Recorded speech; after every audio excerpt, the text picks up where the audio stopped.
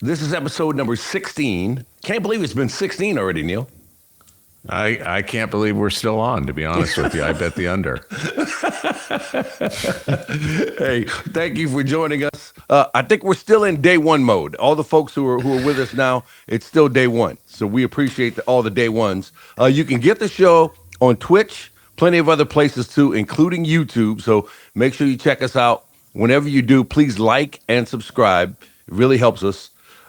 Neil, more subscriber details, please, for here on Twitch. Yes, if you're twitchy like I am, then why don't you become a subscriber? Huh? That sounds fun. You're a subscriber. It's like being in a special club. And we got 3 levels. You can be a rookie, an all-pro, or a Hall of Famer. We don't care. You're in the club. It's a membership. You can say, hey, I'm in the Stan and Neil Twitch Club, and you're not. Okay, so let's get there. Let's come on and join us. We will start with football. Return of Lamar Jackson. Ravens took on the Dolphins in Miami, and it's like you never left, Neil. You know, Lamar, he had missed 3 games. He looked a little. They were on the verge of bringing Trent Dilfer back, but they struggled with him with this. You know, he's never been right this season. Started 1-5. He was tentative. He was shaky. He was rusty. Whatever the word is, he was that early. Then he hit the orange slices and the Vita Coco and the Guayacale water at halftime, and he found religion in third quarter, 9 for 10, 95 yards, 2 touchdowns. We went over the Ravens schedule on our last show, and a lot of wins and a lot of could-be wins right there. It was, I don't bet, but if I did, I would put a bet down. I like, there's got to be good value in the Ravens winning it all. They are trending in the right direction, I think, just looking at the way they played in the second half last night. Yeah, they had the right formula. They stopped the run. They didn't let Chan get going too much. They got a good dose of Derrick Henry. He ran for 119 yards, and then Lamar threw 4 touchdown passes. I mean, that's the recipe for success. Their defense really hadn't been getting it done, but they did last night. We've been talking about their schedule a lot. So they go to the Vikings next with the mini bye to get a little bit healthy. Then they go to the Browns, Jets at home, Bengals at home, Steelers at home, at the Bengals, Patriots at home, at the Packers, at the Steelers to close the season. So a lot of winnable games there if they play like they played last night. So we'll see if they continue to play like they played last night. A lot of games in their division. So those are like, those are 2-game swings when you win one of those. Absolutely. The Dolphins, I don't know if you saw, they parted ways with their general manager, Chris Greer, this morning in the wake of the loss last night. I don't know what's going on with Miami. I think the first thing is they have to make a decision about whether Tua Tagovailoa is the guy. Losing Tyreek Hill, I think, really hurt them because it puts the focus on Waddle now. And what did Waddle have last night? Waddle had 6 catches for 82 yards, didn't get into the end zone. But without the other threat of Tyreek Hill, who really, really puts a lot of pressure on defensive coordinators to allow for him, because if he catches a ball, it could be a touchdown. Waddle is a fantastic second option. He's not bad as the first option, but then what do you have after? Malik Washington, he was okay last night. Taj Washington, that fumble really, really hurt early in the game. And then the Ravens went for it on 4th down and got it. I think Isaiah Likely is another important piece for the Ravens. He had 3 catches for 60 yards last night. But when you have Andrews and Likely, as much as Lamar Jackson likes to throw to the tight ends, I mean, those guys are both big targets, catch the ball, and then they're hard to bring down because they're such big dudes, And when you have 2 safety blankets like that, like he looks for Andrews. He gets in trouble. He looks for Andrews. He may look for Flowers or Bateman down the field sometimes, but his reliable targets are Andrews and Likely, and having Lamar and Likely back, man, they look really good last night. All right, I got a before I dump on Miami. Here's a little. Here's a little trivia question for you. Lamar Jackson and Mark Andrews, they had the 2 touchdowns last night. 11th time that's happened where they've had multiples. Okay. Yep. The only quarterback tight end pairs with more than 11 are, and there's 3 of them. Let's see if you can name them. Okay, Drew Brees, Jimmy Graham. Nice. Phillip Rivers and Antonio, what's his last name? Antonio Gates. Yeah, he's in the news. Yeah, that's 2, and the third one is the leader of the pack, which I think you're going to get no problem. Matt Ryan, you Tony see him Gonzalez. Everywhere. Matt Ryan, Tony Gonzalez. No, Brady Mahomes, and Gronk. Kelsey. Mahomes, Kelsey. No, Brady and Gronk. Brady and Gronk. Okay. I mean, look, none of those were bad answers. Come on now. No, they were. No, the fact that you got Rivers and Gates as your second guess, that was strong. Well, I mean, you got you got a guy who played forever in Rivers, and then you got a Hall of Famer in Gates. I mean, yeah. And listen, I love. I'm surprised Matt Ryan and Tony Gonzalez never did it. Yeah, they didn't. Well, they might have done it, but they didn't do it 11 times. Right. That's what I mean. Yeah. Mahomes okay, here's and Kelsey, the thing. Mahomes and Kelsey. Yeah, they're not 11 times for a pair. At least, listen, it was on the internet, so it's got to be true. No, but I mean, 2 touchdowns. I mean, that's a lot to do 11 times. So I'm not surprised that that the guys on that list are such good players. Okay, right. So Let Miami have now it. to Miami. Okay, so first of all, they're only down. What are they down? 8 at half, and with all sorts of self-inflicted wounds. Right. I mean, just penalty.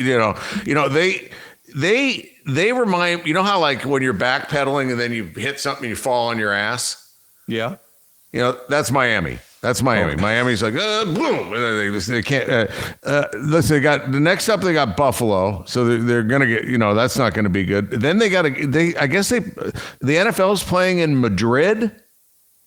NFL's playing everywhere and anywhere. They're trying to go Yeah. global. So they're playing against the Commanders in Madrid. And I think McDaniel, the coach, he may want just to pack for Ibiza and just enjoy himself. I mean, he looks miserable. His team is miserable. And they're hard to reckon with because they beat the hell out of what we thought was a pretty good Atlanta team, but maybe we overestimated Atlanta. But And this is probably why the GM got canned first. Is you gotta have the backups you need. You can't it's to your point, Tyreek Hill. Well, everybody loses guys. But Mayfield lost Mike Evans. And you gotta have the resources to compete. And Tonga Vailoa is up and down, and he's just taken such a beating. There's those questioning whether he should even be playing, not from a skill set, but an eroding skill set, I guess, because of just the headshots he's taken. So, he's tough to root against just because he obviously loves the game to a great degree. But wow, yeah, they're a hard watch. I think Tyreek Hill is a difference maker. Now you can say, okay, next man up, and I get it, yeah. But I keep going back to this quote: depth is a good thing until you have to use it. Because the guy who's the backup is a backup for a reason, and Tyreek Hill is such a special player in terms of his speed that he really makes a huge difference. And I think you can build an offense around that kind of threat because the safety over the top has to always be aware of Tyreek Hill. So when he's on the field, you almost are playing against 10 guys because the guy guarding Tyreek Hill probably can't cover him one-on-one. So you have to have some help there, and then that opens up so many other things. It opens up underneath routes. It opens up the run game. It opens up so many things. And then when you actually get him the ball, it makes a big difference too. So I think losing him in particular, just like the Ravens with Lamar Jackson. Okay, you can say, hey, let's plug Cooper Rush in and let's do what we did with Lamar. Well, Cooper Rush is not Lamar, and I think Tyreek Hill is that important to what they do that losing him sort of derails the whole thing. Yeah, I don't know that I buy that, because if Tyreek Hill was all that, the Chiefs would have gone into the tank once they got rid of him. Well, no, not if you got Andy Reid. Not if you got Andy Reid. Andy Reid again. Now we could say then it comes back to the coach and the general manager. They don't have the right. They don't have the right pieces. Well, McDaniel, I don't think is at Andy Reid's level as a play caller. I mean, I think he's a good coach, but I don't think he's at Andy Reid's level as a play caller. So Andy Reid said, "Hey, okay, we don't have Tyreek Hill, okay, but I do have Patrick Mahomes, and so I can adjust game plans knowing that Patrick Mahomes can do anything. So if we got to go dink and dunk, work underneath, then we'll do that, and we'll win low-scoring games the same way we won explosive games, And so I go back to that Bum Phillips quote. You know how you can tell a good coach. He can take his'n and beat urine, and take urine and beat his'n. And so you get a guy like Andy Reid. I don't know that Josh McDaniel. I'm sorry, that Mike McDaniel can take his'n and beat urine and take urine and beat his'n. But I think that team was constructed a certain way, and a big part of the offense was Tyreek Hill. Now that's not to excuse all the other things that they don't do well, like Washington, that fumble. I mean, you just can't fumble that ball. And then they had the tripping penalty. Did you see that? The coach and the player got into it. They had a tripping penalty, I believe it was, and you could see the frustration and the tension on that sideline and the pressure. I didn't know what was going on. I didn't know what was going on because they didn't have the sound up at the library I was studying at, and so I was a little lost on that one. Yeah, a guy got called for a penalty. I was watching it on a plane, so I didn't have the sound either. But he got called for tripping, I believe it was, and he got into it with the coach, and there was some yelling on the sidelines. And whenever you start to see that, it's kind of like, okay, there's some tension building there, because look, if McDaniel goes, all his guys go too. So everybody's feeling the pressure. But we'll see. We'll see. They made the general manager move this morning. They said it was mutual. Chris Greer had been with them for a long time. He'd been a part of the organization since 2000, GM since 2016. So we'll see what direction they go in, and what that means for Mike McDaniel. If the new GM gets to come in and pick a new coach, or if firing the general manager signals that, hey, we're good with McDaniel, that's not the problem. The roster's the problem. So we'll see where that goes. I'm going to guess the coach takes the fall. Yeah, we'll see. I mean, we'll see if the new GM has that kind of power. You would think if you interview for that job, the first question is, do I get to pick my coach? I would think that's the first question. And then that answer decides who you get. All right. How about this coming up this weekend? We talked about Mahomes a little bit. Chiefs and Bills. Yeah. What do you got? Yeah. Well, Kansas City is favored by 2.5 at Buffalo. What's that tell you, Stan? Okay. So wait, let me see if I can follow I always have a problem following this with you. All right. So I know. Kansas City favored by 2.5 at Buffalo. That means they're begging you to take Buffalo. They are, aren't they? Okay, so they're begging you to take Buffalo, so you have to take Kansas City because they're begging you to take Buffalo. Yeah, because, I mean, listen, Allen's 4-1 in the regular season against Mahomes. Buffalo beats them in the regular season all the time. This is a regular season game. It's at Buffalo. Buffalo should be favored by 2.5. I would think, because I would love to see how many times the Bills are home underdogs. That can't happen much. Yeah, so... this is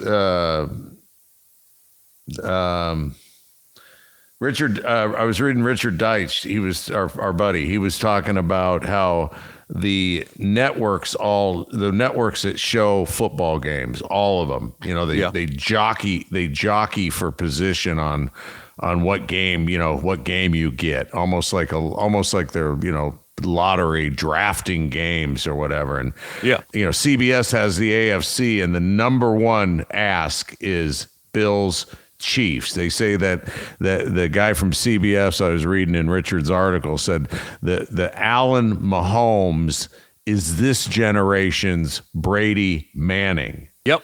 And last year, 58 million people watched the Bills and Chiefs in the AFC title game. So that's a record outside of the number of people that watch a Super Bowl. And you know what? Also, I read about that was interesting because I take deep dives, Stan. I don't just. Okay. I'm not playing in the shallow end. Okay. I know. Deep, okay. All right. The Chiefs got the pick that they used in the draft on Mahomes in a draft day trade with the Bills, who then the next season took Josh Allen. Okay. You don't get that on other streaming, okay, people? That's why you want to join and subscribe with us. I will take us a little deeper. Do you know why the Chiefs made that trade? No. Because the Saints were picking behind them, and Sean Payton had his eye on Patrick Mahomes. Oh, my God. The Chiefs got wind of it, moved up to take him, and then the Saints wound up with Marshawn Lattimore. Great pick. He wound up being the defensive rookie of the year that year. But Sean Payton knew too about Mahomes and was going to do it. Now just imagine the Saints going from Drew Brees to Patrick Mahomes and the number of parades we would have had by now. Right, and Lattimore ended up getting traded to the Commanders, didn't he? Yeah, look, yeah, he did. Lattimore, look, Pro Bowl player, was a really good player for a while for the Saints. I mean, look, that was a good pick. Wasn't Patrick Mahomes though. So Andy Reid and because look, guys come out of Texas Tech and they have those inflated numbers because of the air raid offense. So you don't really know how good they are. Yeah. You don't really know because the passing numbers are always inflated, but Mahomes, they saw it. And, two guys who are regarded as two of the best offensive minds in the NFL right now, both saw there's something special here. We need to get him. And Andy Reid pulled the trigger and got him. But yeah, look, I saw Jim Nantz on, and Jim Nantz, said that they need each other. Mahomes and Allen need each other the same way that Brady needed Manning and Manning needed Brady. And I saw a statistical comparison between the two of them. And, there are a lot of similarities there, Now, you remember early on, Manning couldn't beat Brady. Yeah. I mean, over and over and over again. And I think it was because the Patriots were a better team overall. But Allen is in a similar situation right now where he can beat him in the regular season, but when it counts in the playoffs, he can't seem to get past Mahomes. So how much does this mean? If the Bills get the win at home, how much does this mean for them? Well, it means that they're 5-1 in the regular seasons against Mahomes. But I mean, to your point, Mahomes is Jordan. And Allen is, Barkley and Ewing and right. Stockton and Malone. Yeah, so, good comparison. It means something for this week, but that's all it means is for this week. Buffalo's got to get it done in the playoffs against Mahomes, and Allen. He's got all these great stats, but if you look, it's like, yeah, he's second at this, second at this, second at this, and second at that. And then you go, oh, who's first? Mahomes. So yeah, he's chasing Mahomes, and I don't think the fact that Kansas City's favored, I think Kansas City's going to beat Buffalo. Yeah, I look at that Bills defense, particularly their rushing defense, and. Pacheco and Kareem Hunt have got to just be licking their chops to get at that defense. They're second to last in rushing defense. And that's the problem, is that if you give Mahomes a good run game, and as a result, your safeties have to start creeping up and your linebackers have to really be involved in trying to get stops on the ground, then he can just carve you up at that point.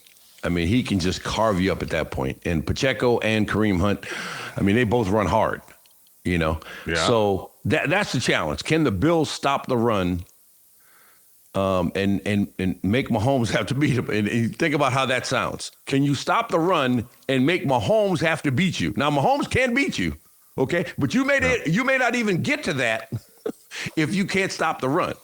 So that's the challenge when you look at those numbers. They're defense number 12 overall, really good against the pass. They're number 2 against the pass, but they can't stop the run. And that goes all the way back. You know, I saw them when the Saints played them, and the Saints put 189 on them on the ground. So we'll see. And Allen has the league's lowest passer rating on deep passes this season. And you know why I think that is, Stan? Why do you think that is?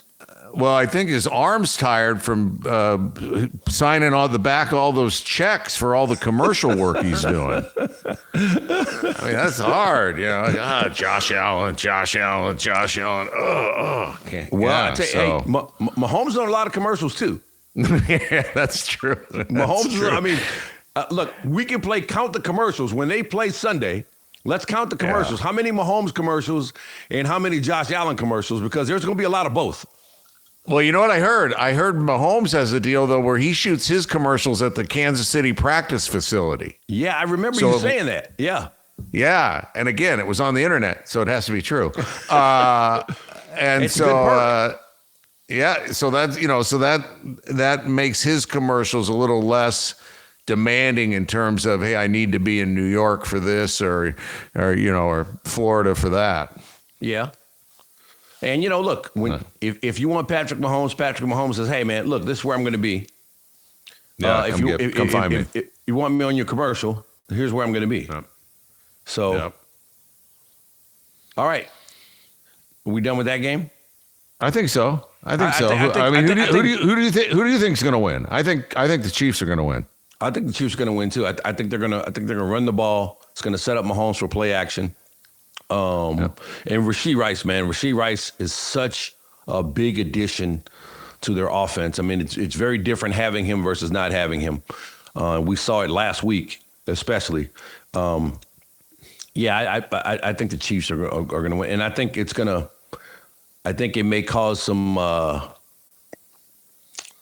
introspection for the Bills. Now, look, I thought they wouldn't be able to stop the run against Carolina last week. Let's see. They smashed Carolina pretty good. Go back and see what those numbers were because they did a good job. I mean, Carolina had been running the ball like crazy with Rico Dowdle and Chuba Hubbard after he came back. So let's see. I didn't see the numbers. I just know they smashed them 40-9. I blacked out when you said Panthers, so I don't know. Let's see here. So they held Carolina 28 for 114. Dowdle had 54. Hubbard had 34. Now, Dowdle had 8 carries for 54 yards. He averaged 7 yards a carry, but for some reason he didn't get more carries. Chuba Hubbard got more carries, and he only averaged 2.8 yards per game. So maybe it was Carolina's coaching that contributed to that. Because if a guy's averaging 7 yards a carry, I'm making sure he gets at least 20 carries. Yeah. Yeah. So he only got 8 carries, averaging almost 7 yards. Now, Andy Reid won't do that. So if Pacheco is going for 7 yards a pop, he's going to get the ball 20 times. So that's what I think the big difference could be is the Chiefs rushing game against the Bills run defense. All right, how about Colts and Steelers? Yeah, Indy's favored by 3, Stan, in the games at Pittsburgh. Let's see Indy favored by 3 games at Pittsburgh, so they're begging you to take Pittsburgh. Exactly. Is that right? You got to take the Colts. Indy. All right, I'm learning your system here. I'm getting your system down. I don't know if I buy it, but I'm learning how it works.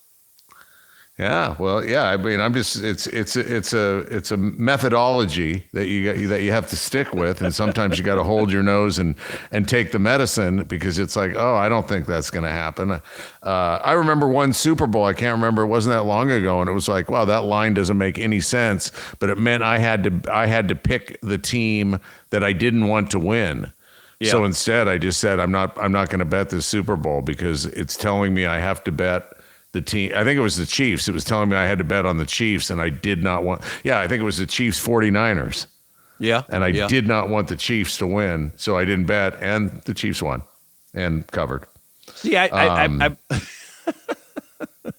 play this little game with myself now just to kind of participate without participating. You know, like I was on the FanDuel show yesterday, and we have a wagering segment on that show, and one of the picks that the expert liked was Isaiah Likely. His over under on yardage was like 21 yards. Okay, 21 yards, and I'm like, okay, if I were betting, you remember we talked about that segment that I proposed. I don't bet, but if I did, I would take that in a heartbeat.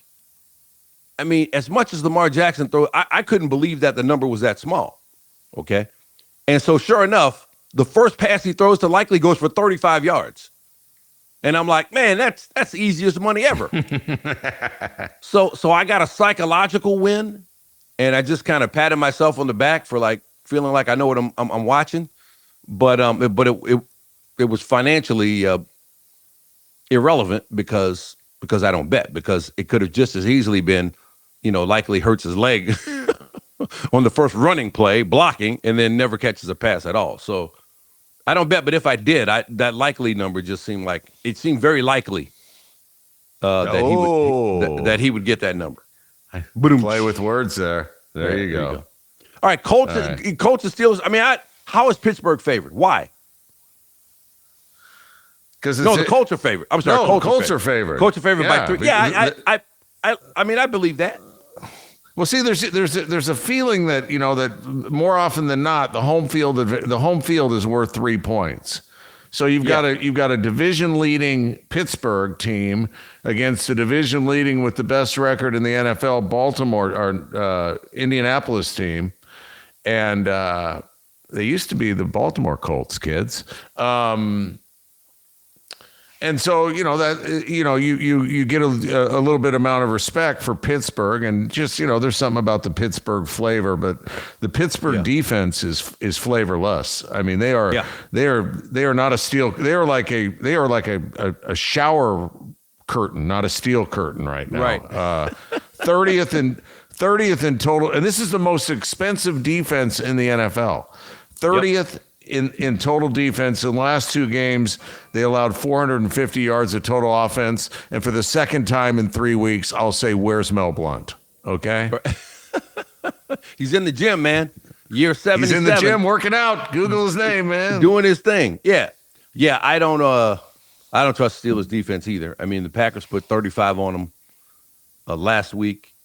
And the Colts, look, they run the ball. And they don't allow teams to score. And I believe the most important thing on offense is being able to run the ball successfully.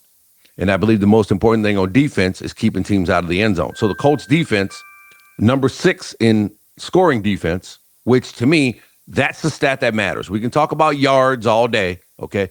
But at the end of the game, you don't win or lose based on how many yards you have. You win or lose based on how many points you have. Yeah. And they keep teams out of the end zone. And they have the number 1 scoring offense and the number 1 overall offense. So what it tells you is the Colts not only get yards, they turn the yards into points. And Jonathan Taylor is running away, I think, with Offensive Player of the Year. I don't know if he may be in the MVP conversation at this point, because I know how you feel about Dak Prescott. You said it can't contribute. You can't be the MVP on a losing team. Yeah, if your record's below 500, you're out. Okay. And then Baker Mayfield's kind of come back down to earth. His receivers have been banged up, and I'm sure that contributed to it. But Jonathan Taylor now, I would think, has got to be in the MVP conversation because he continues to light it up. And the Colts have been, I think, the best team in the NFL so far. He leads the NFL in rushing yards with 850. He leads in touchdown runs with 12, and he leads in total touchdowns with 14, and he averages 6 yards a carry. Yeah, and a non-quarterback never wins MVP, but I read the bylaws since we last talked, and nowhere is that listed that No. a quarterback has to win MVP. Last one was Adrian Peterson, right? He was, yeah. Yeah. Okay. So yeah, I like the Colts. I think the Colts are the best team in the NFL right now. I mean, I know that's not like going out on a limb because their record says they are, but I don't think this is an aberration where the record doesn't reflect what we're watching. I think the record reflects what we're watching, and I think they're playing with a confidence now that they believe that they're the best team in the NFL, and they go out and they play like it. And so you remember what you were saying last week about when you're a good team and you play a bad team, you don't mess around, you go out and smash them. Right? Yep. Well, they played Tennessee last week. They went out and smashed them 38-14. Very businesslike. Hey, look, we're better than you. We're going to get out on the field. We're going to prove that we're better than you. And you look at their last 4 games. Okay, the Colts, 40 points against the Raiders, 31 against the Cardinals, 38 against the Chargers, 38 against the Titans. Okay, now, look, the Raiders, okay, fine. But they beat them 40-6, okay?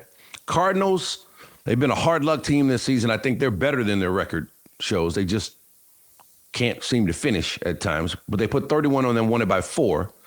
Okay, Chargers, good team. Everybody's like, oh, yeah, Chargers are back, and, everything's working for them. Okay, 38-24.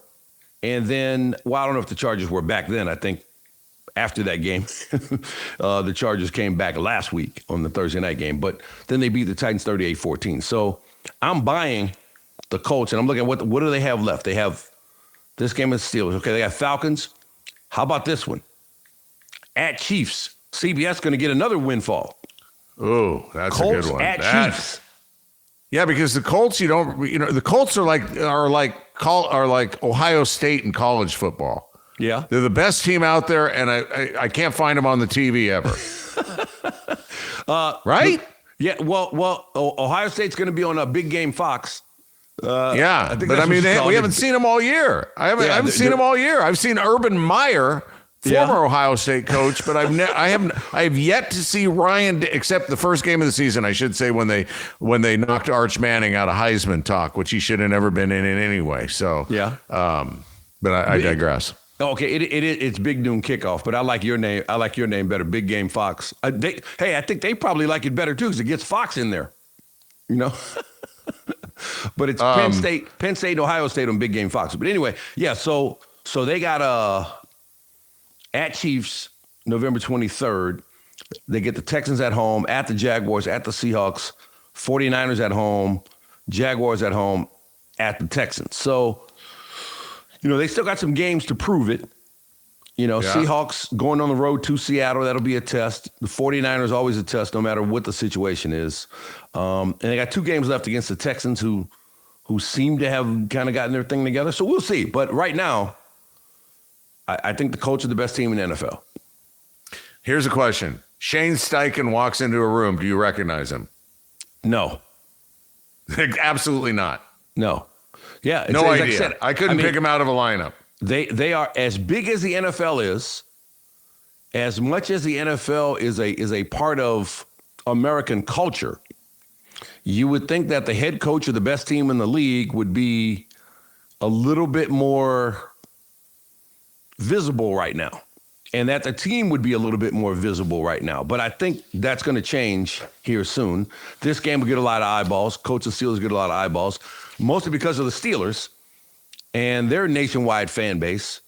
So people are going to start taking notice of the Colts here. And that Chiefs game, if they both keep winning, especially if the Chiefs beat the Bills, okay, and the Colts keep winning, that's going to be a massive game. And I think that could be their coming out party like 11 weeks into the season. People start paying attention to them, especially if they're 9-1 or 10-1 going into that game. I'm not doing the math here, but whatever they are, if they still have only one loss going into that game, I think that'll be one of the bigger games of the season. All right, Broncos and Texans. Yep. What are you thinking there? Houston's favored by 1.5, Stan. 3-4 Houston favored over 6-2 Denver by 1.5. Yeah, I don't know. I mean, look, Houston's looked better. They've looked better, but yeah, I don't know. So they are begging you to take Denver. Uh-huh. So you got to take the Texans. Yeah. So then at that point, you're saying you believe this line. Well, right? I mean, listen, I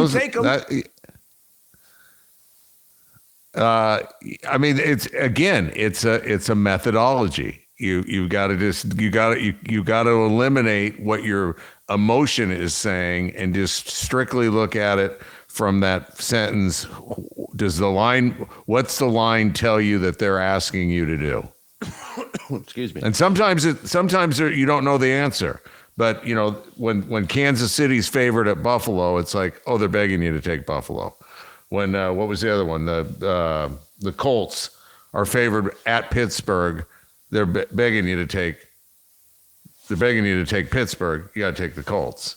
This one, I would think they're begging you to take the Broncos. The Broncos have won 5 in a row or something like. I mean, the Broncos have been good. They're on a 5-game win streak. Yeah, they got the number 1 pass rush, and their defense is possessed. This is going to be a defensive battle. I mean, the over-under is under 40 in this one.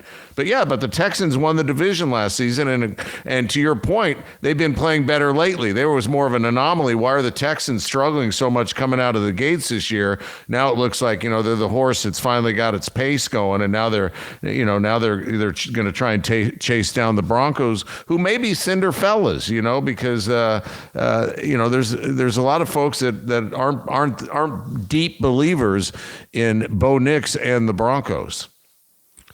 Yeah, look, I think Houston's a desperate team. They're 3-4, and they've been relying on that defense. Will Anderson's playing great. They're allowing only 14.7 points per game. Now, I have a hard time believing they're going to be able to do that against Denver. I think, Sean Payton will dial up enough to get more than that. I don't know. I don't trust the Texans yet. I'll be a believer if they can actually pull this off and stop Denver. I'll be a believer, but I don't. I'm not trusting it yet. I think the Broncos have enough to win. C.J. Stroud too is kind of he's kind of been an enigma this year. I mean, I can't really figure out. What's going on there? I mean, he's been better too, but we'll see. Yeah. How about Mercedes Lewis? He's going to play in this game. He's going to be the first 41-year-old tight end to play in the game. 41 years old, playing at tight end. Man, what I'd give to be 41 again. They call, just for you young people watching, they call when you get into your 60s or 70s or whatever, they call them the golden years. They're not. Okay, they're not. They're not. You know what the golden years are? When you're in your 30s, late 20s, early 40s, right there. That's the sweet spot. I mean, you're invincible. Golden years when you're older? No. In fact, they're the horrible years, to be honest with you. Look.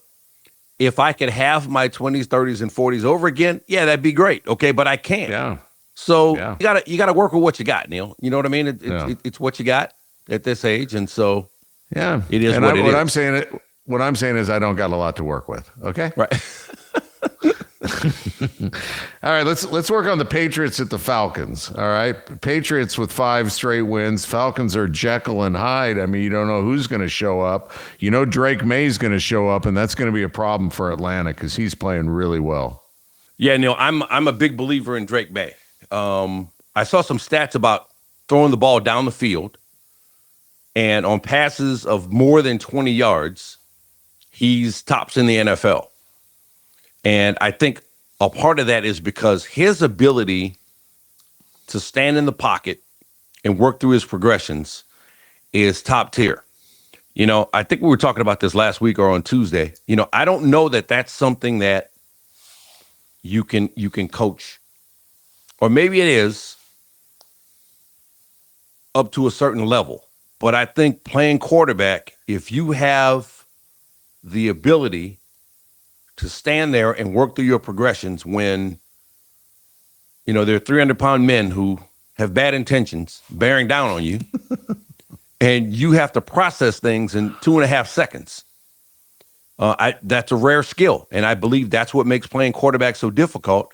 And Drake May seems to be, on the one hand, oblivious to the pass rush, but then at the same time can feel it and where it's coming from, and has enough athletic ability to still be elusive. I mean, I really, really like him as a quarterback, and I think the Patriots have something special there, and I think that's going to continue to bear itself out. I mean, I think we're going to be talking about him in that top tier in the AFC with Mahomes and Josh Allen, Lamar Jackson. I mean, I think he's that special. That's great because we haven't talked about a Patriot quarterback being an elite in so long. Look, I think they figured it out. I think they got their guy. They got their guy. I think he's that good. I really do. I got a little research. It's good. Watch him in the pocket. No. Watch him in the pocket. No, you're not going to watch the Patriots. No, you don't like you're boycotting the Patriots. You saw enough of the Patriots. I can't take that. No, I love Vrabel. He looks like I'd run through a wall for him, but it's just I'm still in therapy to get over all the Patriot stuff from when we lived in Connecticut. That was 15 years ago, 16 years ago. Listen, this is intensive therapy. All things in time, right? All things in time.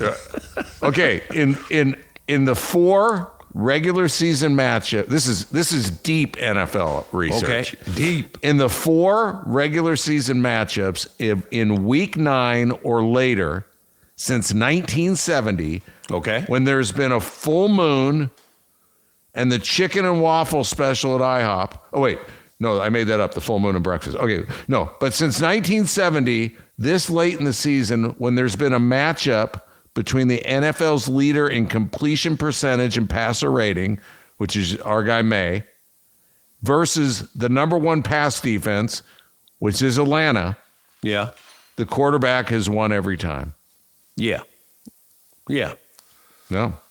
I think good quarterback play in the NFL fixes a lot of problems. I don't look Atlanta. I saw those 4 other times. Wait, real quick. And those 4 other times, Stan, the quarterback on the winning team won the NFL MVP. Oh, yeah. You know Steve, what? We keep talking NFL MVP, and maybe Drake May is going to get in this conversation soon. If the Patriots keep winning, now they have to keep winning. But he could, he's a dark horse. Funny you should mention that. I think he could be a dark horse candidate. I mean, would you say completion percentage and passer rating? Yeah. We should do a special pod just on Drake May and the Patriots. This one's turning into that right now. No, look, I really, really like him, man. I like him. And when you get to see really good quarterback play, I love offensive football in the NFL. Good play callers and good quarterback play. And he's becoming one of my favorites to watch because he has a full grasp of what they're trying to do offensively. And, I know Josh McDaniels like, I got another one. Because he's special. He's special. Yeah. All right, college football. Yeah, what do we got? LSU? Have they got a coach yet? Is the governor's the one that's choosing boy. the next coach, and he's also recruiting the next quarterback. What's going on down there? Okay. Let me ask you something. If you were a top tier college football coach, would you want to walk into that situation right now? No. Okay, so there's two things happening simultaneously that are just bad for business. Number one is you have the governor interfering. Okay, that's number one. And number two, the manner in which he's interfering, he's saying, hey, these contracts are out of control, and we're not going to do that again with this big buyout. Okay, well, guess what, buddy? That's what the market dictates. This is free market economics. Okay, that's what the market dictates. Now, is it crazy? Absolutely, it's crazy. But there are a lot of things that are crazy. Yeah. And so if the market demands that good coaches are going to get in the neighborhood of $10 million a year with these buyouts, okay, well, then that's what the market's going to demand. So now if you think that somehow you're smart enough to find an up-and-coming guy that you can pay less than that for that job, and he's still going to give you the results that everybody around the program demands, then good luck with that, okay? But now you've also parted ways with your athletic director, who's an alum, a Louisiana native, and let me just tell you what this guy has done since he's been at LSU. And you tell me if it makes sense to get rid of him. Okay. Hold on, let me see. I can't get to it. All right, here we go. Scott Woodward, okay, the athletic director who's leaving. 2019, with Joe Burrow, Jamar Chase, and those guys, Justin Jefferson, national championship in football, okay? 2021, men's track national championship. 2023, Kim Mulkey, who he hired, women's basketball national champions. 2023, men's baseball national champions under Jay Johnson, a coach he hired, okay? 2024, dance national champs. Okay, 2024 gymnastics national champions.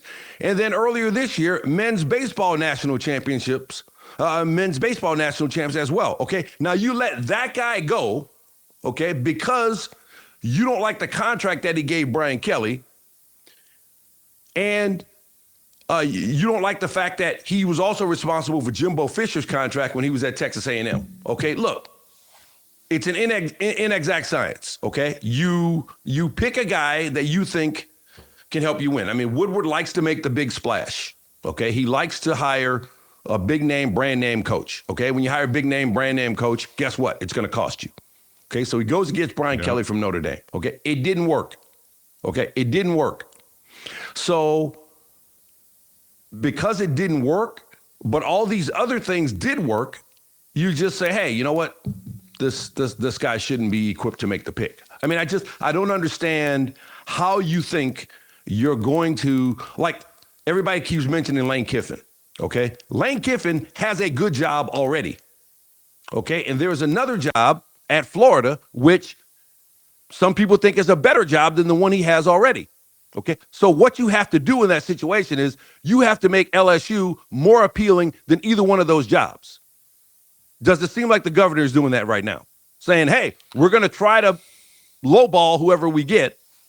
We're not going to pay market value, which the market is indicating for the type of coach that we need. And I'm going to be all up in the Kool-Aid. And to make it worse, okay, he said that LSU this year is not going to make the bowl championship series and that's a problem. No, the problem is there is no bowl championship series anymore. Yeah. So if you're going to appoint yourself to be involved in the process, you should at least know what you're talking about, right? Yeah, it's a mess, yeah, it's bad because you quickly, these you could fall to the bottom of the SEC like that. Absolutely. All of a sudden LSU's in the same, breath as Mississippi State. And you're like, wow, we used to be a contender. And it's like, but you make, you you open your mouth one time too many when you shouldn't say anything, like this governor is, and all of a sudden you got Scruffy McScrufferson as your next football coach, and all your pledges are going to Alabama and Mississippi and Georgia. And that's the other problem in the NIL and transfer portal era. You may get kids who say, look, I've always wanted to go to LSU. I'm still going to go to LSU because that was my dream school, because I was a star in New Orleans or Shreveport or Ruston or New Iberia or Opelousas or, any other great football towns in Louisiana. Okay. But then you get there and it's a mess. Now you can get out in ways that you couldn't before and go play immediately. And if you've proven yourself on the field, but you're just on a bad team that's poorly coached, then you got tape that people can look at and say, hey, yeah, we'll take that guy.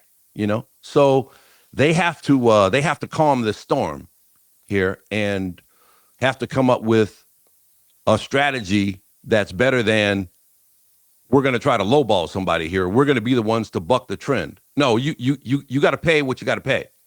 Yeah, at this point, you're not going to buck the trend because there are other schools looking for head coaches too. And, if they're willing to pay and you're not, well, guess what? You're not going to get the target that you're going after. Okay, that's my rant there. Because look, that's good stuff. Let's talk about the Vanderbilt Texas game just to wrap it up, because this is like I'm running out of power is what I've just been told on my tablet, and so it'd be embarrassing just to go to black. But yes, it would be, and I'll just, you're probably aware of this, but there are adapters that you can use where you can plug it in to the side and then plug it in the wall, and then you'll have power all the time. Yeah, I thought that's what I'd done, but it's not going up. The number keeps going down, and people are getting nervous. Yeah, there's nothing worse than the old think I'm charging, but I'm not. That's the worst, especially when you got to leave. You know what I mean? When you got to leave, and you're like, oh, I thought I charged. Anyway, okay, moving on. Okay, so we got Texas and Vanderbilt. Yeah, I mean, Texas, was going to win the national championship, and now they're one loss away from not making the bowl championship series. God dang it, we got to be in the bowl championship series. Okay, so I got so the both losses came by one score. They still have a great defense. Vanderbilt averages 38 points per game. This is going to be the toughest defense they've faced. I don't know if Manning's playing. He's in concussion protocol. So I'm not sure where Manning's at in this one. Yeah, there's that, and then there's all the stuff swirling around Sarkisian too. There was that report that he is interested in moving to the NFL, and he had to come out and squash it, and say that it's a media creation, fake news, the whole deal. So I think there's you know who hired Steve Sarkisian at the University of Washington? Who? Scott Woodward. Scott Woodward, yeah, okay, and he hired Chris Peterson too, didn't he? Chris Peterson was a great hire. Yeah, I mean, again, why 100%. You part ways with that guy at a moment like this, I don't get. But anyway, Verge Osbury, who's running things right now, is an LSU guy through and through. Getting back to LSU, but I don't know how much sway he's going to have in making the ultimate decision. But we'll see. Anyway, look, you got the Arch Manning situation, you got the Sarkisian situation, and they're going after agents. You know what I mean? There's a lot of talk about Jimmy Sexton, especially, who's the guy when it comes to college football in terms of his client list. You know what I mean? And, I don't know whether it's true or not that Sarkisian is interested in the NFL. I don't know if he's looking at the situation at Texas and there's something there that just doesn't quite sit right with him, and that he doesn't believe that they can get it done, because the expectation there is that he has to win a national championship. They have all the resources in the world. They got the number one quarterback recruit. So it's like, okay, dude, you got to go win a national title. And maybe he sees something dysfunctional there that won't allow him to do that. And so he's like, let me get out before they force me out. Okay. Yeah. So maybe his agent did float it. And, the old, well, I didn't say it, Okay, but did somebody close to you say it? Did somebody close to you say, "Hey, he may be interested if there's an opportunity"? Now, I'm not speaking for him. I'm just saying, you know what I mean? That whole semantic type thing. We don't know if that's what it is, but I think that's a distraction because Texas has a lot of guys who have NFL caliber talent. Okay, so if you're on that team, okay, and you get wind that the coach may be out looking for a better opportunity for himself, then how many players start saying, well, I got to look out for myself too, right? Yep. And then the team fabric starts to break down, especially when I think if you have some positive momentum and it looks like, hey, we're a real national championship contender, I think it's easier to get buy-in from everyone. But at a place like Texas, look at Penn State. Once it went off the rails, and I'll go back to Oregon broke them, okay? There's no reason for them. There's no reason for them to then lose to UCLA, unless not being who they thought they were just totally took everything off the rails, and just psychologically you have a deflation that just doesn't allow you to play your best individually or as a team. And I worry about that with Texas. And if they lose this one, I think it can go completely off the rails. Well, yeah, because they'll be out. They're not gonna be in the top 12 to make the playoff. Yep. I'll tell you what else is really going off the rails, Stan, is I have YouTube. That's my my television service. Oh yeah. And they're blacked out now. They blacked out Disney's television channels, including ABC and the ESPN family of networks. I turned my TV on today. Yeah. And ESPN's not even listed as a ABC's not even listed. They're gone. Yeah. So now I did read that if this lasts I'll be for a over. while, I'll be over at your house Saturday morning. Hey, look, I read that if it lasts for a while, you get a $20 rebate. Oh, nice. So at least you'll have that. If you don't get to watch it, I mean, and then you can use that $20 to renew your library card and go to the library and continue watching games at the library. And checking out big books, full books, big frothy books. I never knew they had televisions at the library, so I've learned something new from you. I've got another new thing for you to learn before I'm down to 7%. Do you know why? Do you know why Vanderbilt is called the Commodores?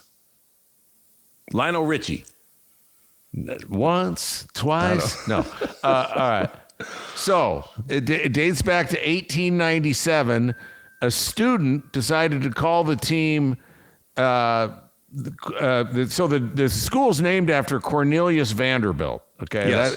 He was a rich dude. He was a rich dude, right? He was all the Vanderbilts are rich dudes. Yeah, all the Vanderbilts are rich. Well, yeah. I mean, I hear Vanderbilt, and I just hear cash registers.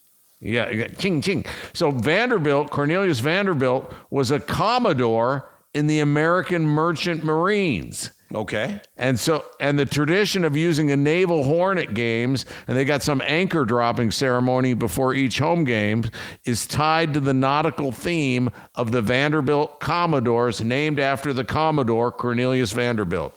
Okay, there you go. I mean, we're not even getting paid, and I'm bringing this. I mean, you had your snorkel mask on the whole show here, going deep. Drop the mic.